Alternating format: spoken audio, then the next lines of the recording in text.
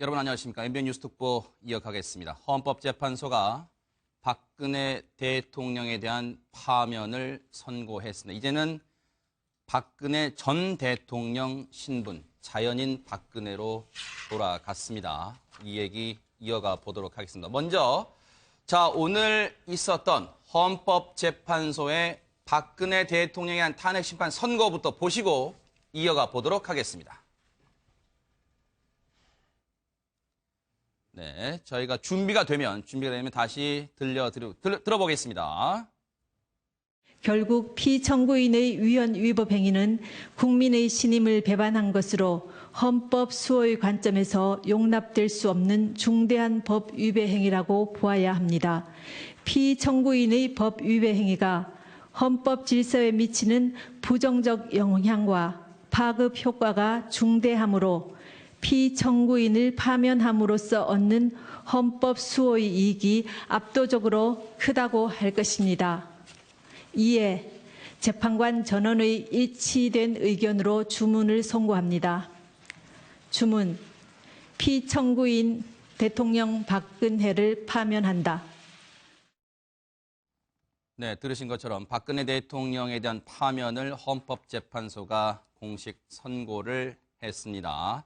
자, 그러면요, 헌법재판소에 나가 있는 취재 기자를 연결해서 여러 가지 궁금한 점을 좀 물어보도록 하겠습니다. 강현석 기자. 네, 헌법재판소에 나와 있습니다. 네, 오늘 헌법재판소의 탄핵심판 선고 애초 예상은 1시간 정도 걸리지 않겠느냐, 그리고 나서 최종 결론이 나오지 않겠느냐 했는데 예상보다 상당히 일찍 21분 만에 끝났습니다. 혹시 그 배경이 있을까요? 네, 보셨다시피 대통령의 파면이 결정되는 데는 오전 11시부터 불과 21분밖에 걸리지 않았습니다. 노무현 전 대통령의 탄핵 심판 당시 26분보다도 훨씬 짧은 시간인데요. 오늘 선고는 크게 3단계를 거쳐서 이뤄졌습니다. 하나씩 짚어보겠습니다. 우선 대통령 측이 주장해온 각하 여부에 대한 판단입니다. 헌재는 이에 대해 소추 사유를 특정할 수 있고 또 8명으로 이루어진 재판이 헌법과 법률상 아무 문제가 없다고 일축했습니다. 다음 단계로 이제 그동안 5가지로 압축된 탄핵 사유에 대한 사실관계 판단이 이어졌습니다. 먼저 공무원 인사권을 남용하고 세월호 사고 책임 부분, 또 언론 자유 침해 부분은 일단 받아들이지 않았습니다. 하지만 최순실과 최 씨 지인 회사에 특혜를 몰아주려 한 점은 인정됐습니다. 또 청와대 기밀 문건을 최순실에게 넘기려 한 점도 비밀 엄수 의무를 위배했다고 봤습니다. 이어서 마지막 3단계, 즉 과연 탄핵할 필요까지 있느냐에 대한 판단이 이루어졌습니다. 헌재는 이에 대해 대통령이 최순실의 국정 개입을 숨기고 은폐하려 했다고 봤습니다. 이어 검찰과 특검의 조사조차 응하지 않았다면서 헌법 수호 의지가 드러나지 않는다고 파면 이유를 밝혔습니다. 네, 강 기자, 오늘 박근혜 대통령에 대한 탄핵 심판 선고, 헌법재판관 전원 일치로 판결이 났는데 이른바 8대0 판결이 났습니다. 혹시 취재진들 사이에서도 이 정도를 예상했는지 궁금합니다. 네, 사실 저도 재판관 한두 명 정도는 소수 의견으로 인용이든 기각이든 반대하는 의견을 낼 것이라고 예상을 했습니다. 하지만 보셨다시피 헌재는 재판관 8명 전원일치 의견을 냈습니다. 그동안 헌재 안팎에서는 재판관 6대2 의견이다, 7대1 의견이다, 여러 가지 이른바 지라시가 돌기도 했는데요. 하지만 재판관 8명 의견이 한데 모이면서 탄핵 정당성에 힘을 실어주게 됐습니다. 소수 의견까지는 아니지만 보충 의견도 있었습니다. 예컨대 안창호 재판관은 보수냐 또 진보냐의 이념 문제가 아니라 헌법 질서를 수호하고 정치 패습을 청산하기 위해 파면 결정이 필요하다는 다소 궤가 다른 의견을 내기도 했습니다. 자, 강현석 기자, 그리고요, 이 대통령에 대한 탄핵 심판 선고 이후 양측 대리인, 즉 국회 측과 대통령 측 대리인단들이 나란히 기자회견을 가졌는데 그 내용도 좀 정리를 해주시기 바랍니다. 네, 물론 승자와 패자가 없는 결론이라고는 했지만 아무래도 양측의 입장이 갈라질 수밖에 없었습니다. 먼저 국회 측 의견을 소개를 해드리면 탄핵소추위원장인 권성동 의원은 이 사건에서 승자도 패자도 없다고 말했습니다. 이어서 탄핵 과정에서 나온 국민 에너지를 하나로 모아서 통합된 대한민국을 만들어야 한다고 목소리를 높였습니다. 반면 대통령 측 서석구 변호사는 실망감을 감추지 않았습니다. 우선 이 판결에 강한 유감을 표명한다면서 대한민국의 운명이 어떻게 될지 참담하다고 말했습니다. 이어 법과 양심이 지켜졌다면 오늘과 같은 일은 벌어지지 않았을 것이라고 덧붙였습니다. 서 변호사는 다만 재심 청구 가능성에 대해서는 나중에 말하겠다며 즉각적인 대답을 하지는 않았습니다. 지금까지 헌법재판소에서 MBN뉴스 강현석입니다. 헌재 파면 결정으로 대통령 자리는 이제 공석이 됐습니다. 황교안 대통령 권한대행 지금처럼 계속 국정을 챙길 것 같은데 총리실 분위기도 좀 알아보도록 하겠습니다. 오지혜 기자 전해주시죠. 네, 황교안 대통령 권한대행은 정부 서울청사 9층 집무실에서 생중계된 헌재 결정 내용을 지켜봤습니다. 헌재의 탄핵 인용 결정 직후 황 권한대행은 외교, 국방, 행자부 장관과 경제부총리에 긴급 지시를 내렸다고 총리실은 설명했습니다. 북한 도발에 대비해 전군의 경계태세를 강화하고 우리나라에 대한 대외 신인도가 유지될 수 있도록 우방국의 협조 요청을 당부한 겁니다. 하지만 아직 헌재 결정에 대한 공식적인 입장은 내놓지 않고 있습니다. 그동안 대통령 탄핵 인용과 기각, 각하 등 여러 가능성을 대비해 준비해온 만큼 조만간 입장 발표가 있을 것으로 예상됩니다. 특히 국민 대통합과 민생 안정을 강조하는 대국민 담화를 할 것으로 보입니다. 황 권한대행은 현재 정부 서울청사 9층 집무실에 머물고 있는 것으로 알려졌는데요. 아직 일정은 확정되지 않았지만 곧 임시 국무회의를 수집해 국가 위기 상황에도 흔들림 없는 국정 운영을 당부할 것으로 보입니다. 또 국가 안전보장회의를 열고 외교 안보 현안을 챙기는 데 집중할 것으로 예상됩니다. 총리실 주변에서는 헌재의 만장일치 결정에 다소 당혹스러워하는 모습도 감지되고 있지만 석 달 동안 국정 컨트롤 타워 역할을 해온 만큼 차분하게 국정 운영을 해나간다는 방침입니다. 지금까지 정부 서울청사에서 MBN 뉴스 오지혜입니다. 네, 그럼 대통령 파면, 헌정사상 첫 현직 대통령 파면 관련 얘기 전문가들과 얘기를 좀 나눠보겠습니다. 더불어민주당의 강훈식 의원, 그리고 서정욱 변호사, 김남국 변호사, 그리고 정치부의 최중락 기자 자리에 함께했습니다. 어서 오십시오. 예, 안녕하세요. 네. 자, 그리고 시청자 여러분께 한 가지 참고로 말씀을 드리면요. 애초 이 자리에는 자유한국당의 백승주 의원도 참석, 저희가 모시를 했습니다만 헌법재판소의 탄핵심판 선고 이후 자유한국당이 긴박하게 돌아가면서 의원총회 등 긴박하게 돌아가면서 직전에 불참 의사를 밝혀왔고 전화 연결도 여의치 않다는 점을 저희에게 알려왔다는 점을 여러분께 말씀을 드리겠습니다. 이 점 양해를 해 주시기 바랍니다. 자, 그럼 먼저요.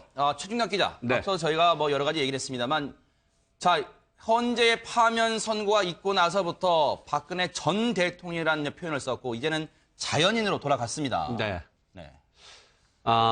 박근혜 전 대통령, 불과 몇 시간 전까지만 해도 박근혜 대통령이었는데 이제 박근혜 전 대통령이 됐습니다. 그러네요. 이제 앞으로 60일간 이제 정치권은 대선 국면으로 들어갔다. 새로운 지도자를 뽑기 위한 정치권의 긴박한 움직임이 이제 또다시 시작될 것으로 보입니다. 네.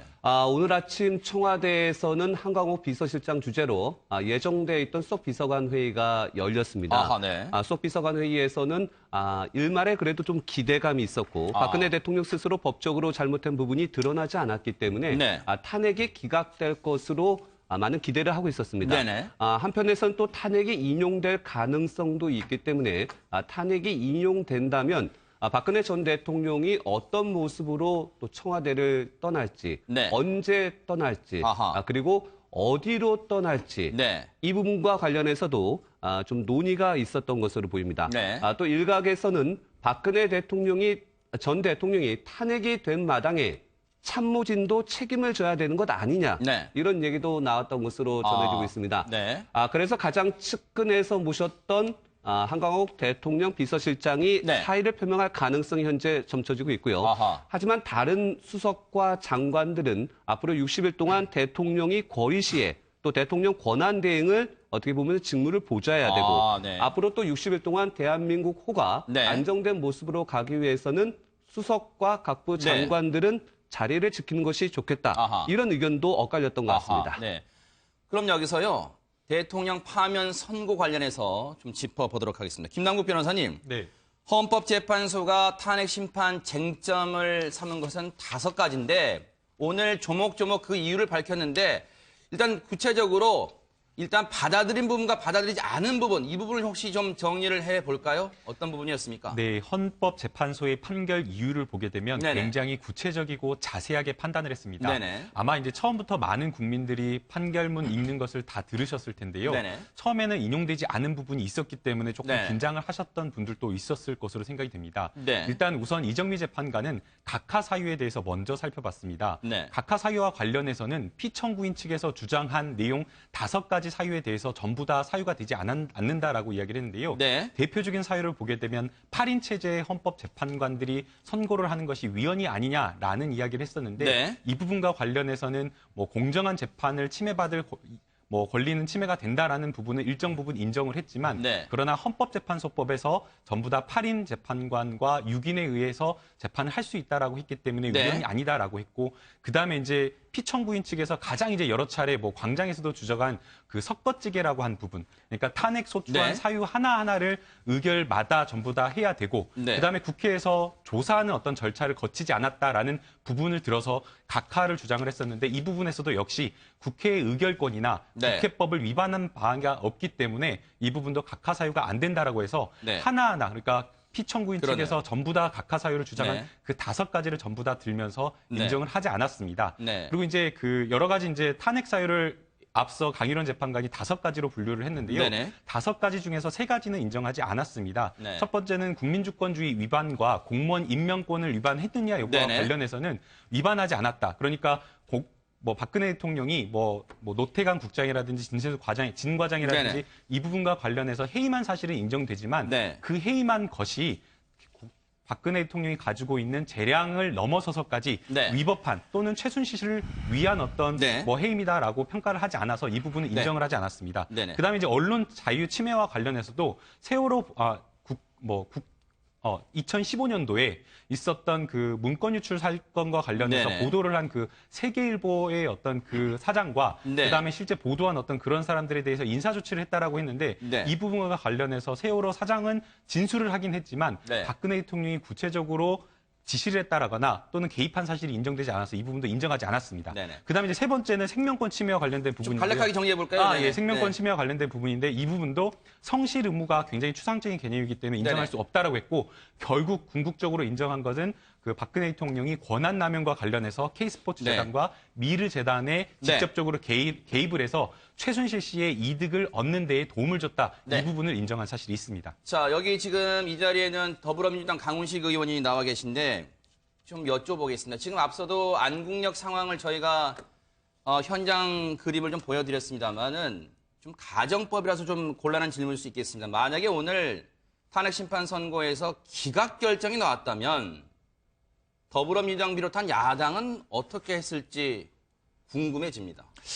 야당이나 모든 정당들은 입장은 기각이든 인용이든 승복하겠다는 입장들을 갖고 있었기 때문에 네네. 별다른 또 다른 변화가 있었다거나 하지는 않았을 거라고 봅니다. 하지만 네네. 국민의 80%가 지금 이 상황에 대해서 인용돼야 된다고 보고 있었기 때문에 네. 물론 이제 저기에 나오신 분들은 20%에 포함되어 있는 네. 지금 이 시각 안국역 상황입니다. 네, 기각돼야 된다라는 입장을 가지신 분들이 계시겠습니다만 네네. 어쨌든 이제 헌재의 결정은 우리나라 헌법에 기반해서 헌법의 가치에 기반해서 결정한 것이고 네. 그 결정은 존중되어야 됩니다. 그래서 네. 저런 본인의 개인적으로 용납이 안 가고 납득이 안 간다 하더라도 네. 이게 뭐 촛불 집회든 또는 태극기 집회든 이것들을 떠나서 이제는 지난 90일간의 이 네. 헌법재판소의 과정들을 좀 정리해야 되고 네. 좀 차분해질 필요가 있지 않을까 이런 생각이 듭니다. 네.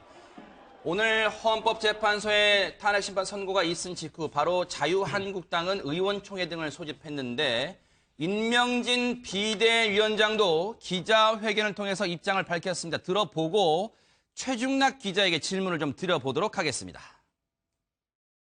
오늘 헌법재판소는 박근혜 대통령 탄핵 소추안에 대해 인용 결정을 내렸습니다. 자유한국당은 헌법재판소의 고뇌와 수기를 존중하고 인용 결정을 겸허하게 수용하겠습니다. 자유한국당은 박근혜 정부를 탄생시킨 집권 여당이자 국정의 동반자였습니다. 하지만 집권당의 책무를 다하지 못함으로써 지금까지 국민들이 쌓아올린 대한민국의 국격과 대한민국 국민이라는 자존심을 지키지 못했습니다.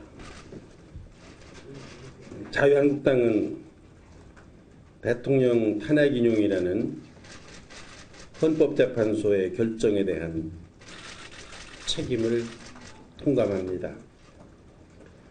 집권 여당의 비상대책위원장으로서 국민 여러분께 진심으로 사죄를 드립니다. 최준갑 기자, 그런데 자유한국당 임명진 비대위원장은 지금 기자회견 통해서 사죄드리고 책임을 통감한다고 했는데 자유한국당 내부에는 김진태 의원, 윤상현 의원 등 이른바 태극기 집회에 참석한 의원들도 있잖아요. 이른바 네. 강성친박 의원들.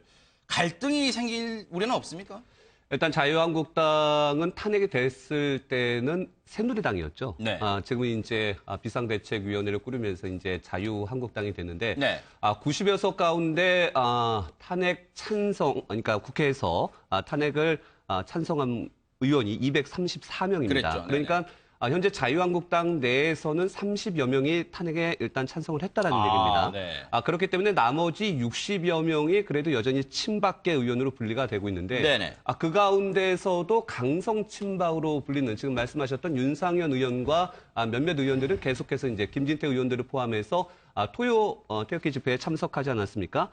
그리고 나서 탄핵과 관련해서 헌법재판소의 판결 이전에도 네. 탄핵 판결과 관련해서는 그 자체가 절차상의 문제가 있다. 그러니까 인용과 기각이 아닌 각하를 그동안에 주장을 그랬었죠. 해왔습니다. 네네. 그렇기 때문에 헌법재판소의 판결 자체에 대해서도 인정할 수 없다라는 일부 의견을 밝혔기 때문에 네. 지금 강성 친박으로 불리는 의원들은 계속적으로 같은 주장을 할 것으로 보이고요. 네. 또 강성 친박의 의원들은 박근혜 대통령이 개인 생활로 왔다 하더라도 그동안에 대통령을 모신 것이 아니라 네. 박근혜 개인을 모셨다라는 부분들이 좀 있었지 않습니까? 네. 그렇기 때문에 그 이후에도 계속적으로 박근혜 대통령, 전 대통령과의 네. 어떤 관계성을 유지할 것으로 보입니다. 네. 그렇기 때문에 자유한국당 내에서의 당내에서의 분파가 일어날 가능성이 크고요. 탄핵에 찬성했던 30여 명의 의원들은 계속해서 바른정당에서 러브콜을 보내고 있기 때문에 네. 대선 국면에서 어떤 선택을 할지 또 거기에는 아직까지도 나경원 의원들 몇몇 그러네요. 의원들이 남아있지 네. 않습니까? 그렇기 때문에 지금 자유한국당은 여당이지 아닌 상황에서 대선을 치러야 되는 상황에서 어떻게 보면은 박근혜 전 대통령이 탄핵이 됐기 때문에 네. 당내 계파 갈등을 넘어서 네. 당의 분열 가능성까지도 우려되는 상황입니다. 네. 대통령의 파면으로 이제 여당이란 표현도 이제 지금은 사라지게 됐는데 서 변호사님께 여쭤볼까요? 네. 앞서 우리 강현석 기자가 전한 것 중에 헌법재판관 8명 전원 일치로 오늘 파면이 선고됐는데 이정미 헌법재판소장 권한대행이 그런 얘기를 했습니다. 용납될 수 없는 중대한 법 위반 행위라고 언급을 했는데 대체 구체적으로 어떤 행위를 이렇게 언급한 걸까요? 결국은 이제 이거 한마디로 하면요. 바로 이게 그 최순실의 어떤 그 사익 추구를 지원하고, 그다음에 그 은폐하고, 네. 우리가 나중에 수사까지 거부해서 우리가 그 지속적으로 도와줬다. 네. 그래서 이제 이게 바로 국민의 신임을 배반한 게 헌법 소요 관점에서 네. 도저히 이게 용납될 수 없다. 아마 네. 이런 핵심을 요약하면 그거 같고요. 네네. 저는 이게 그 8대 0으로 한 게 상당히 의미가 있다고 보는 게, 네. 왜냐하면 이게 그 선고하기 전에 네. 모두 반에서 뭐라 했냐면 이 판결이 정말 이게 그 어떤 국론 분열과 네. 어떤 이게 그 혼란이 종식되기를 바라는 마음에서 한다 이랬거든요. 네. 따라서 이게 그 아마 재판관들이 8대 0으로 한 거는 더 이상의 어떤 국론 분열보다는 뭔가 이게 통합을 위해서 네. 그래 한 게 아닌가 이렇게 봅니다. 네. 지금 오늘 파면 선고가 있고 나서요. 더불어민주당의 추미애 대표도 입장을 밝혔는데요. 그 기자회견 내용 들어보시고 이어가 보도록 하겠습니다. 오늘은 위대한 국민 승리의 날입니다. 주권재민의 추상 같은 헌법 정신으로 헌정유린과 국정농단 세력을 마침내 국민의 힘으로 파면시켰습니다. 헌법재판소는 만장일치로 역사적인 결정을 내렸습니다. 황교안 대행에게 촉구합니다. 경제, 외교, 안보 등 총체적 국정 파탄에 대해 분명한 책임이 있다는 사실을 잊지 말아야 할 것입니다. 검찰에도 촉구합니다. 대선을 이유로 미완의 특검 수사를 중단해서는 안 될 것입니다.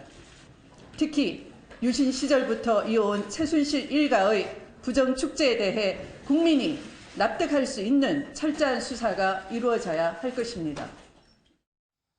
추미애 대표 얘기 나왔으니까 강훈식 의원님께 좀 여쭤봐야겠습니다. 일각에서는 파면 선고는 나왔지만 이게 어느 쪽이 승리하고 패배하고 문제는 아니지 않느냐. 그런데 지금 추미애 대표는 국민 승리의 날이라는 표현을 썼습니다. 이 부분은 좀 어떻게 봐야 될까요? 네, 그러니까 이게 좌의 우의 개념에서의 어떤 승리 개념은 아니다 이런 말씀도 맞고요. 네. 또 동시에 국민들이 많이 염원했던 문제 아니냐. 그래서 이제는 좀 승복하고 좀 서로 간에 화합해야 된다라는 메시지를 담고 있다고 봅니다. 저것 자체가 뭐 국민이 이겼고 뭐 대통령이 졌다 이런 개념으로 이야기한 거라고 보기보다는 네. 실제로는 어쨌든 이 지난한 과정 속에서 제일 많이 힘들었던 분들이 아무래도 국민이거든요. 네. 근데 이 국민들의 과정을 위로하는 말씀을 드린 거라고 보여지고요. 근데 무엇보다도 사실은 이 헌법의 가치 위에 대통령이 있지 않다. 네. 이렇게 판결을 내려준 것이고 네. 또 그것들이 국민들이 확인하고 싶었던 지점이 아니었나 네. 싶습니다. 그래서 네네. 오늘의 이 판결이 헌법 위에 대통령이 있는 것이 아니고 또 네. 국민들이 역시 헌법에 우리나라 헌법에도 권력이라는 단어가 딱 한 번밖에 안 나오지 않습니까? 1조 2항에 아하. 모든 권력은 국민으로부터 나온다고 나온다. 나오는데 네. 그것들을 보여준 상징적 사건이고 또 그것에 대해서 우리 추미애 대표가 이야기한 게 아닌가 싶습니다. 네.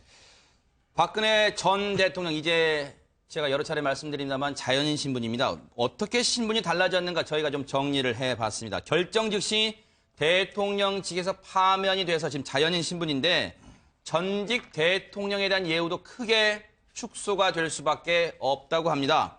월 2,200만 원 상당의 연금과 사무실 운영비 등의 지원도 없어지고 통상 10년인 청와대 경호실의 경호기간도 절반인 5년으로 줄어들게 된답니다. 그리고 사후에 국립묘지 안장 권리도 박탈이 되고 그리고 불소추 특권, 이건 재판과도 밀접한 관련이 있는데요. 불소추 특권도 사라지게 된다는데 이 수사 얘기는 잠시 뒤에 짚어보도록 하겠습니다. 최진덕 기자, 지금 네. 오늘 파면 선고는 아마 여야의 이제 여당 개념 없어졌습니다만 주요 대선 주자들도 관심 있게 지켜봤을 텐데 네. 문재인 전 대표의 행보도 궁금해집니다. 예. 일단 좀 앞서 대통령의 권한이 없어지는 부분에 대해서 이제 경호와 관련돼서 5년을 얘기를 했는데 이제 네네. 법적으로는 5년입니다. 네네. 대통령이 탄핵이 되면. 하지만 5년 더 연장을 할 수 있습니다. 아하, 그런가요? 그렇기 네. 때문에 대통령이 지금 탄핵이 된 상태에서 박근혜 전 대통령은 10년간 경호를 받을 수가 그런가요? 있습니다. 네네. 그래서 현재 취재 결과에 따르면 청와대 경호팀 25명 정도가 지금 삼성동 관저 또는 박근혜 전 대통령이 옮길 곳에 대해서 사전 경호를 지금 탐색을 하고 있는 것으로 전해지고 네네. 있고요. 이 25명이 전직 대통령에 대한 예우로 파면이 됐지만 네. 예우로 함께 나와서 사저의 경호를 아하. 맡을 것으로 보입니다. 그렇군요. 네. 앞서 질문을 하셨던 이제 가장 관심이 이제 우리는 이제 60일 동안 정치권 새로운 지도자를 이제 뽑는 대선 국면으로 그렇죠. 접어들었습니다. 그동안은 이제 후보인 듯 후보 아닌 듯 그랬는데 지금부터는 이제 대통령이 없기 때문에 본격적으로 미래 대한민국을 이끌어갈 후보들에 대한 관심이 높아지고 있는데 그렇죠. 네네. 일단 지지율 면에서는 40%에 최근 육박하고 있는 문재인 전 대표에 대한 관심이 높아지고 있습니다. 그래서 저희가 이제 취재해본 결과 탄핵 이후에 문재인 전 대표가 어떤 일정을 소화할까 가장 네. 관심이 컸는데 일단 어제는 모든 일정을 취소했습니다. 지금 탄핵 이후에 문재인 전 대표는 지금 현재 팽목항으로 향하고 있습니다. 네네. 어떻게 보면은 대한민국 역사상 가장 마음이 아팠던 사건 중에 하나죠. 세월호 사건과 관련해서 그 현장을 직접 문재인 전 대표가 방문을 하게 됩니다. 네. 어떻게 보면은 박근혜 전 대통령이 탄핵이 되면서 국민 화합이 가장 중요한 시점에 네네. 어떻게 보면 촛불의 시발점이 됐던 팽목항을 방문하겠다는 의지의 표현으로도 네. 볼 수가 있겠고요. 하지만 지금 오늘 발표에서 헌법재판소가 저 세월호 부분과 관련해서는 박근혜 대통령의 책임 여부와 관련해서는 이번에 탄핵과 연관이 없다라는 그랬죠. 부분을 네. 지적을 했기 때문에 네.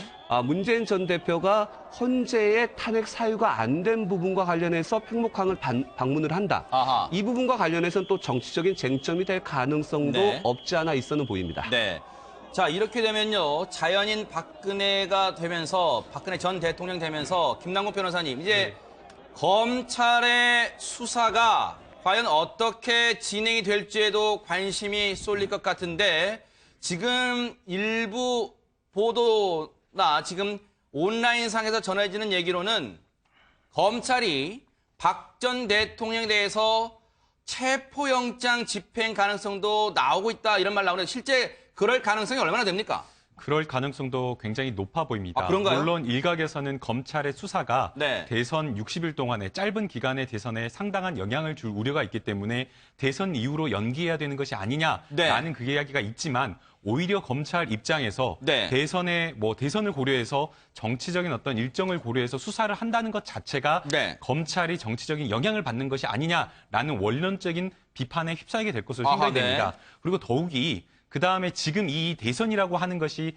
박근혜 대통령의 국정농단과 최순실 씨의 어떤 국정 개입으로 인해서 벌어진 문제이기 때문에 네. 오히려 검찰에서 더욱 철저하게 박근혜 대통령을 원칙에 따라서 수사를 하는 것이 네. 그리고 그러한 어떤 여론이 밝혀지는 것이 네네. 대선에 필요하다라는 것이 또 여론이 있습니다. 네네. 그리고 또 실제 즉시 수사를 해야 되느냐 네. 이런 여론조사를 해보면 한 네. 60에서 70%는 즉시 원칙에 아하. 따라서 검찰이 수사를 해야 된다라고 하고 있기 즉시 때문에 수사요, 네. 검찰에서는 아마도 네. 체포영장을 발부하는 것도 고려하고 있을 것으로 생각이 듭니다. 고려할 것이다. 네, 충격적이네. 네. 네, 지금 방금 들어온 속보를 좀 전해드리면요. 그럴까요? 네. 황교안 대통령 권한대행이 오후 2시 30분에 임시 국무회의를 소집을 했습니다. 아하, 네.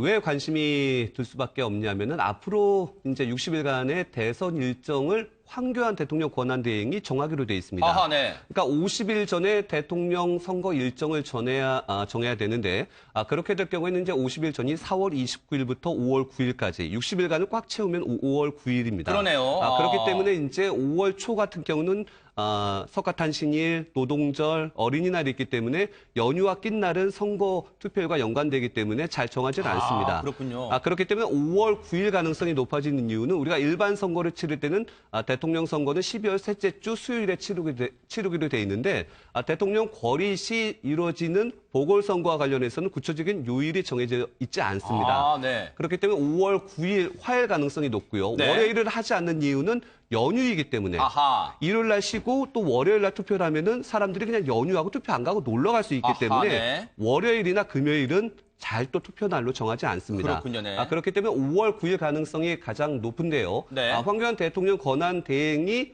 오늘 네. 바로 결정할 가능성도 있습니다. 아하, 네. 날짜를 언제 하겠다. 네. 왜냐하면은 60일간의 대통령 선거를 치러야 되기 네. 때문에 이런 어떤 소모적인 네. 일정과 어떻게 보면은 서로 네. 간의 갈등을 조기에 네. 화합으로 그리고 대선 국면으로 바로 넘어가기 위한 네. 황교안 대통령 권한 대행이 어떤 일정을 잡을 수도 있다 이렇게 볼 수 네. 있겠습니다. 지금 저기가 어딘가요? 지금 이 시각 모습인데, 서 변호사님, 지금 애초 저희가 안국역 집회 상황 보여드리면서 우려했던 상황이 계속 벌어지고 있다 했는데, 지금 저희가 현장이 파악이 되지 않고 있습니다만, 지금 바로 저기가 탄핵 네. 헌법재판소 바로 우측, 그러니까 네네. 2번 출구, 안국역 2번 출구의 맞은편 만수호 그 자리입니다. 네, 탄핵을 반대했던 분들이 지금 상당히 격한 감정으로 지금 이 헌법재판소의 파면 선고에 반발하는 듯한 지금 그런 집회를 하고 있습니다. 네, 말씀하시죠. 네.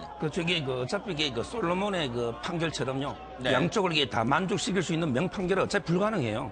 저는 이게 본인 생각하고는 좀 판결이 다르게 났더라도 정말 이게 폭력보다는 좀 승복하는 자세, 무조건적인 이런 이제 그 자세가 필요하다 보고요. 네. 그다음에 그 정치권도 네. 자꾸 이게 그 분열을 조장하는 게 아니고 이렇게 더 통합적으로 갈등을 치유하는 쪽으로 좀 가야 되는 게 아닌가 네. 이런 생각이 들고요. 그다음에 그 금방 체포영장 이야기했는데요. 네. 저는 이게 물론 대통령도 법 앞에 누구나 자유는 평등합니다. 특혜도 있어도 안 돼요. 그렇지만 이게 지금 이런 분열의 상황에서 대통령이 바로 체포영장 구속영장 청구해 보세요. 네. 그럼 이게 과연 통합에 도움이 되겠습니까? 네. 저는 이게 모든 어떤 강제 수사는 원칙에 따라 하되 너무 이게 지금은 좀 시점을 통합에 힘을 기울일 때가 아닌가 이런 생각이 듭니다. 전직 대통령에 대한 예우를 좀 하는 것도 고려를 한다. 지금 그런 말씀이신가요? 예우 차원이 아니고요. 네네. 저는 이게 모든 강제 수사는 남용되면 안 돼요. 네. 왜냐하면 이게 뇌물 다툼이 있기 때문에 네. 구속이 유죄는 아니잖아요. 충분히 이 재판을 통해 처벌할 수도 있는 거 아니냐 이 말이죠. 저기 현장 사진을 짧게 잠깐 그러시죠, 말씀드리면요.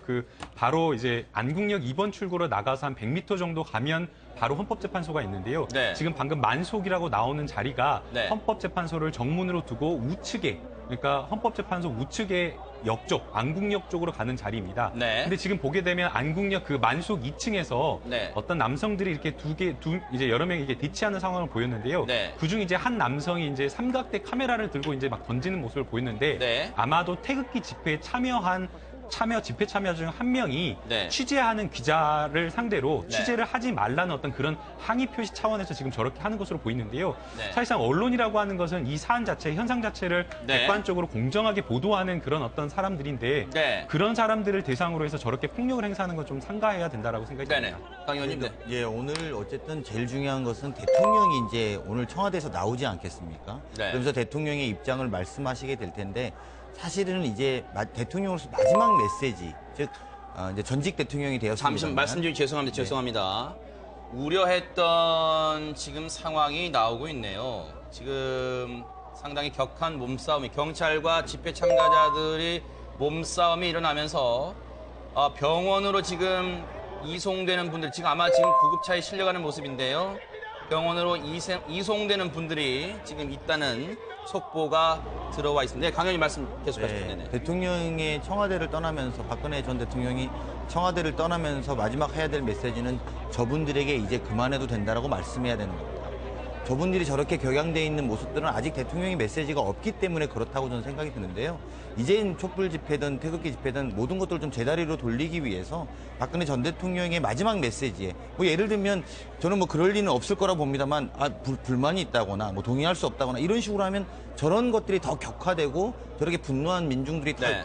한쪽을 지지하는 사람들이 더 일어날 네. 거라고 보기 때문에 오히려 대통령으로서의 마지막 메시지는 이제는 본인이 자연으로 돌아가면서 네. 자기를 응원해준 사람들한테 감사하지만 이제 모두 다 일상으로 돌아가서 서로의 통합을 위해서 노력했으면 좋겠다는 당부의 말씀을 했으면 하는 생각입니다. 최진각 씨, 그런 면에서 지금 박근혜 전 대통령이 이 헌재 선고 이후에 대국민 메시지, 뭐 담화든 뭐든 간에 대국민 메시지를 전할 가능성을 언론이 점치고 있는데 혹시 아직까지 구체적인 움직임이 있습니까?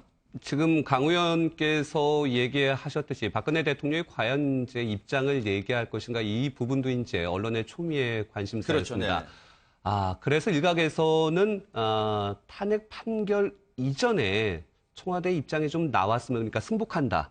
어떤 입장이 나오든 승복한다라는 화합의 메시지가 나왔으면 한다라는 의견도 있었던 것으로 전해지고 있습니다. 하지만 일단은 다 아시다시피 판결 전에는 입장이 안 나왔고요.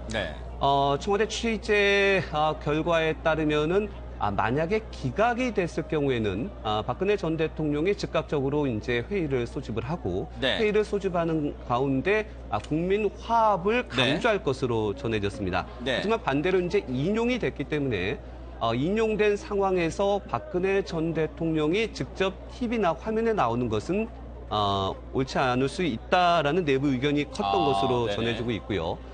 그래서 대변인 성명에 논평이 있을 가능성이 가장 높다. 여기까지로 지금 현재 전해지고 있습니다. 그렇기 때문에 저희가 이제 계속 보도를 해드리듯이 한광옥 대통령 비서실장이 현재 오전에 한 번 했지만 지금 현재 또 수석 비서관 회의를 하고 있지 않습니까? 그렇기 때문에 박근혜 전 대통령이 오늘 관저를 나와야 되는지, 그럼 어디로 가야 되는지, 그리고 대국민 메시지는 어떻게 해야 될지 이런 부분에 대해서 심각한 고민을 할 것으로 전해지고 있습니다. 일단 법적으로는 대통령이 11시 21분부터는 아니지만 바로 관저에서 나와야 된다는 법은 없습니다. 그렇기 때문에 2, 3일 더 있을 가능성도 현재까지는 점쳐지고 있습니다.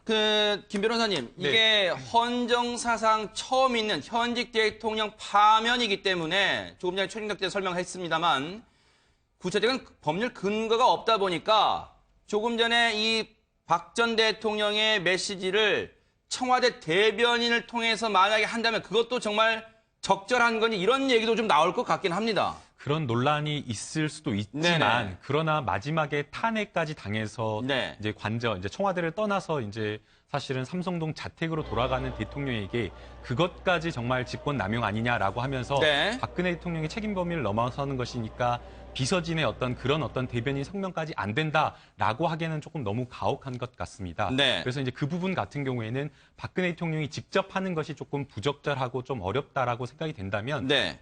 이것은 박근혜 대통령의 입장을 청와대에서 한강욱 비서실장이나 이런 분들이 대신해서 좀 전달하는 것도 어느 정도는 네. 필요해 보입니다. 서 변호사님, 네. 저는 박 대통령이 물론 법적 판결에서는 8대5로 졌어요. 정말 불명예죠. 그러게 역사의 심판은 또 판정은 법정에 한 번 더 있거든요. 저는 박 대통령이 지금이라도 기여하는 거는 정말 지지자들한테 정말 무조건 좀 승복해주라. 오히려 태극집이 그게 저는 마지막에 역사의 판정에서 조금이라도 더 기여하는 이게 될 것 같고요. 네. 저는 문재인 후보도 마찬가지예요. 물론 팽목한 가는 좋아요.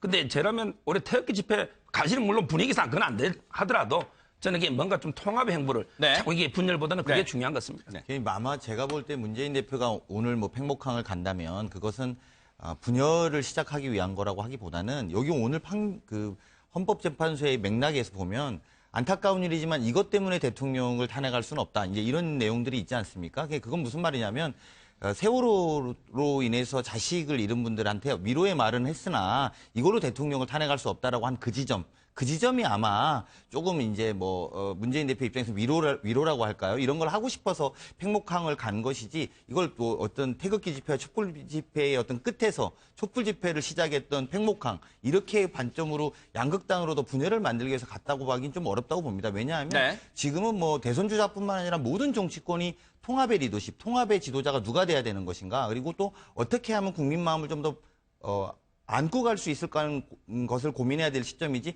이 분열을 더 가져간다고 해서 아무런 실익이 없다고 봅니다. 저는 옛날에요. 노무현 대통령 탄핵 때 박근혜 대통령이 웃는 모습이 얼마나 안 좋았습니까? 그럼 저는 태극기 집회 가라는 게 아니고 정말 저런 국민의 마음도 좀 헤아려서 정말 따뜻한 위로의 메시지라도 하나 내야 된다 이 말이죠. 1시간 전에 페이스북에 이제 그런 취지의 메시지를 이미 성명을 발표한 바 있습니다. 네. 네네. 누가요? 문재인 전 그런가요? 대표가 이제 페이스북에. 최경혁 좀 질문해 볼까요?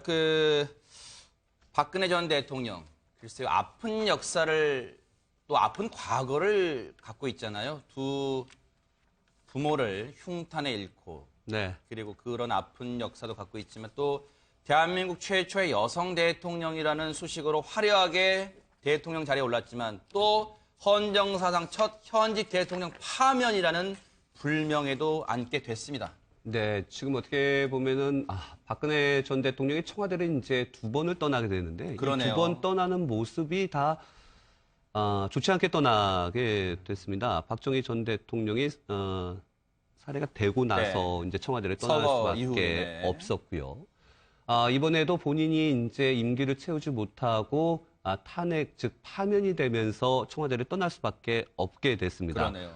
그 떠나는 모습이 2번 다 좋지 않았다라는 게 박근혜 전 대통령으로서는 임기를 마치지 못했다라는 게 어떻게 보면은 주변에서도 그런 얘기를 많이 합니다. 박근혜 전 대통령이 대통령이 되려고 했을 때 그것 중에 하나가 아버지 박정희 전 대통령에 대한 명예회복 부분도 사실 많이 있었습니다. 네. 그렇기 때문에 여러 가지 부분에 대해서도 본인들이 노력을 하고 현 정부에서도 국가 정체성 확보라는 부분에 대해서 많은 노력을 했지만 네.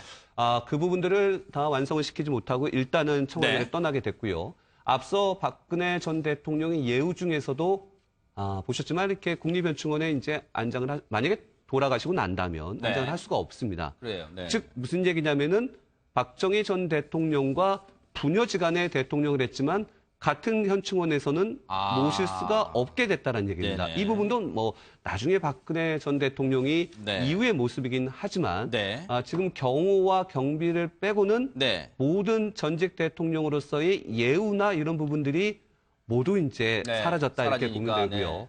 또 이제 안타까운 건 뭐냐면은 이제 박근혜 전 대통령이 항상 얘기했던 것이 이제 결혼도 안 하고 가족도 말고 네. 본인이 국가와 결혼했다 이런 얘기도 하지만 박근혜 전 대통령이 이제 사저로 왔을 때 과연 그러면은 사저에서 누가 보좌를 하느냐. 네.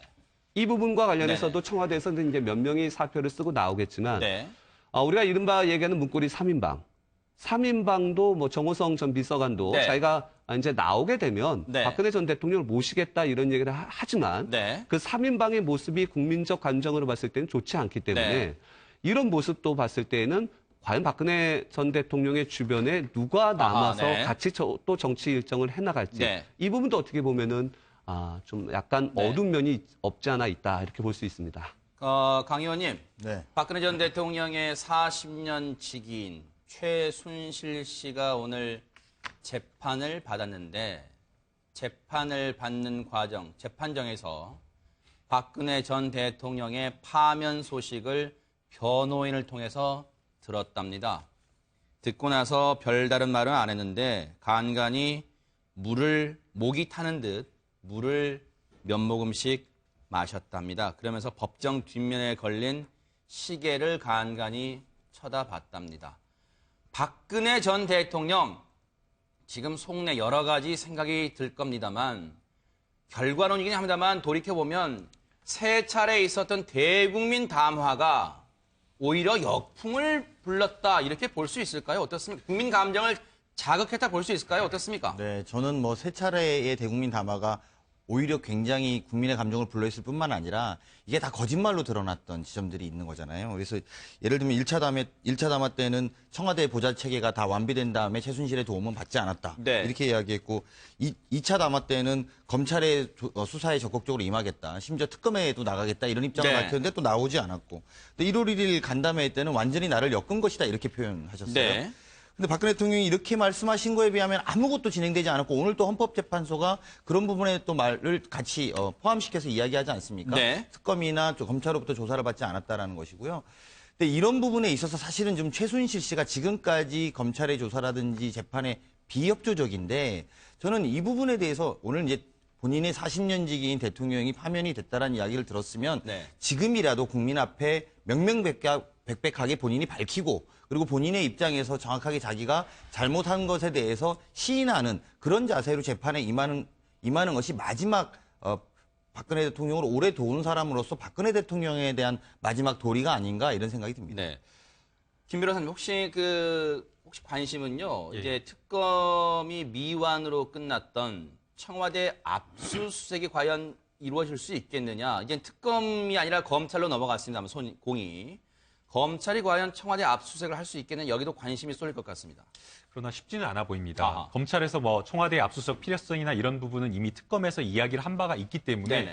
검찰에서도 압수수색을 하려고 하긴 하겠지만 만약 지금 검찰에서 압수수색을 했다라고 했는데 지금 황교안 권한대행이 이것을 받아준다라고 한다면 그러면 왜 그 전에 특검에서 압수수색을 하려고 했을 때는 받아주지 않았느냐? 네. 지금 상황은 크게 달라진 바 없지 않느냐라고 네. 하면서 같은 논리로 이렇게 비판을 할 가능성이 있기 때문에 네. 아마도 황교안 아하. 권한대행 입장에서는 네. 어떤 검찰의 청와대 압수수색이나 이런 부분을 네. 받아주기는 좀 쉽지 않아 보입니다. 아하.